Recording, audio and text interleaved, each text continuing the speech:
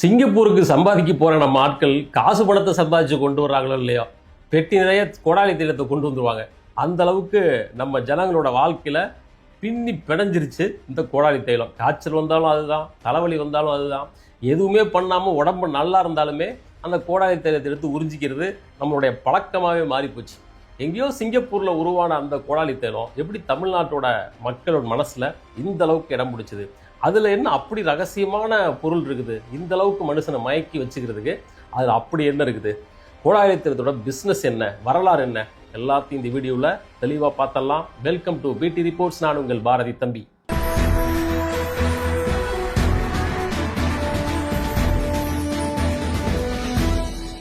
இந்த ஆக்சாயிலோட கதை சைனாவிலிருந்து சிங்கப்பூருக்கு வேலை தேடி வந்த ஒரு இளைஞரோட கதையிலிருந்து ஆரம்பிக்குது.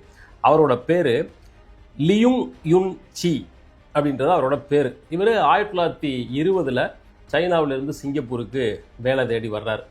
இவர் அடிப்படையில் ஒரு மூலிகை, நாட்டு வைத்தியம் இதிலெல்லாம் இன்ட்ரெஸ்ட் உள்ளவர். வந்து சிங்கப்பூரில் அதுக்கான கடையை வைக்கிறார். இந்த டைமில் சிங்கப்பூர் அப்படிங்கிறது தனி ஒரு நாடாக இல்லை, அது மலேசியாவோட ஒரு பார்ட்டாக இருந்துச்சு. நாடு முழுக்க மலாய்க்காரங்க, தமிழர்கள், இந்தியர்கள், சீனாவை சேர்ந்தவங்க, இப்படி ஒரு மிக்சடான கம்யூனிட்டி வாழ்கிறாங்க.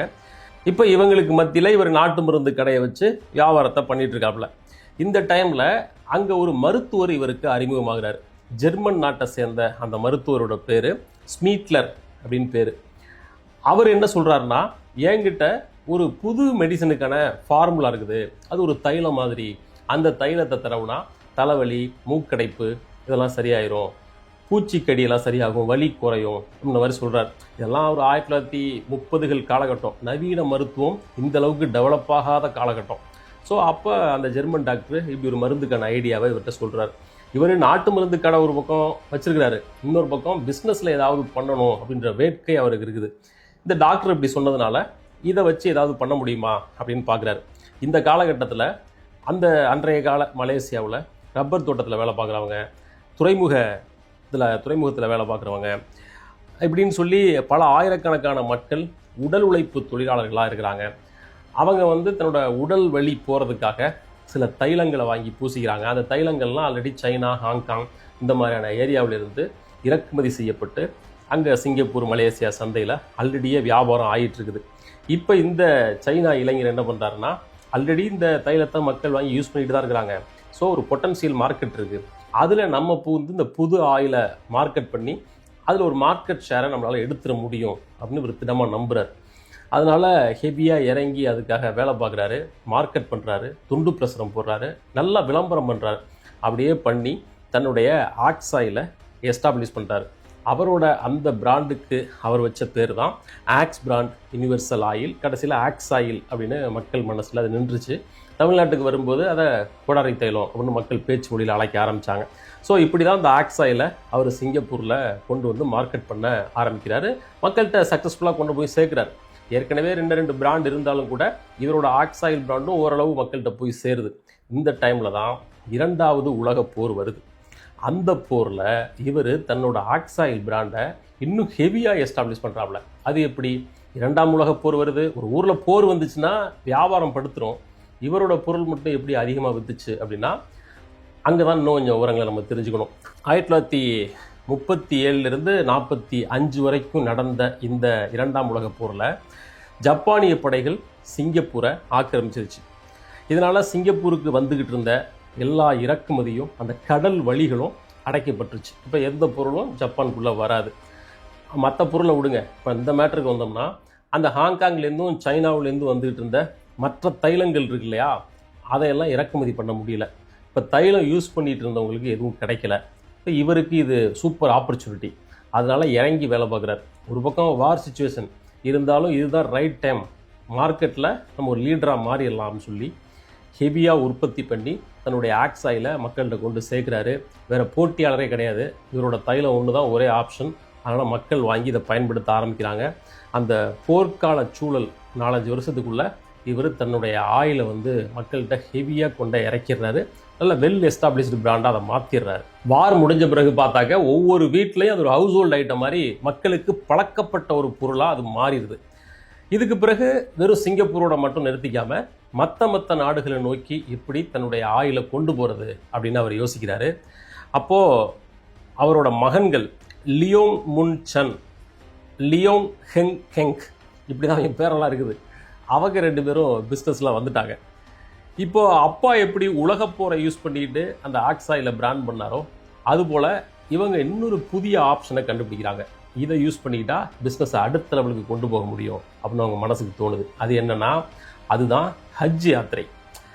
அந்த டைமில் சவுதி அரேபியாவில் இருக்கிற புனித மெக்காவுக்கு இஸ்லாமியர்கள் ஆயிரக்கணக்கான பேர், இந்தோனேசியா மலேசியாவில் இருக்கிறவங்கெல்லாம் புனித பயணம் போவாங்க. அவங்க சிங்கப்பூரில் மலேசியா பகுதியிலேருந்து கிளம்புவாங்க இல்லையா? அப்படி கிளம்பும்போது பல நூற்றுக்கணக்கான கடல் மைல்கள், பல நாள் கடல் பயணம் அப்படின்னு கப்பலில் போகணும். அப்படி போகும்போது அந்த கடல் பயணம் பல பேருக்கு ஒவ்வாமை ஏற்படுத்தும் இல்லையா? சீ சிக்னஸ் அப்படின்னு சொல்லுவாங்க. தலை சுற்றல், வாந்தி, மயக்கம் இப்படியெல்லாம் வரும்.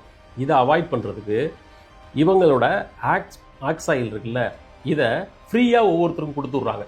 இவரோட மகன்கள் போய் அந்த துறைமுகத்தில் நின்றுக்கிட்டு இதை யூஸ் பண்ணுங்கள், இந்த ட்ராவலில் உங்களுக்கு ரொம்ப கம்ஃபர்டபுளாக இருக்கும், உங்களை இலகுவாக வச்சுக்கும் அப்படின்னு ஃப்ரீ தான் அப்படின்னு சொல்லி கொடுத்துவிட்டு எல்லார் கையிலையும் ஆக்ஸாயிலை கொடுத்துட்றாங்க.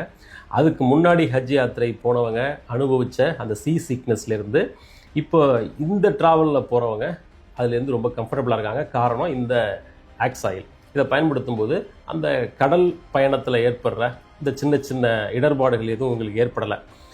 ரொம்ப கம்ஃபர்டபுளாக போய் ரீச் ஆகுறாங்க. அப்படி போனவங்க போய் சேர்ந்த சவுதியிலையும் திரும்பி வந்த பிறகு இந்தோனேசியா மலேசியான்னு அவங்கவுங்க நாட்டிலையும் இந்த ஆக்ஸாயிலோட புகழை அவங்களா பரப்ப ஆரம்பிக்கிறாங்க. வேர்ட் ஆஃப் மவுத் அப்படின்னு சொல்லுவாங்கல்ல, அதுபோல் மக்கள் இவங்க விளம்பரத்துக்கு செலவு பண்ணல. இவங்க அந்த துறைமுகத்திலிருந்து அந்த சின்ன சின்ன பாட்டிலை கொடுத்து அனுப்பிவிட்டாங்க. அதை யூஸ் பண்ண மக்கள்கிட்ட அதோட புகழை பரப்ப ஆரம்பித்தாங்க.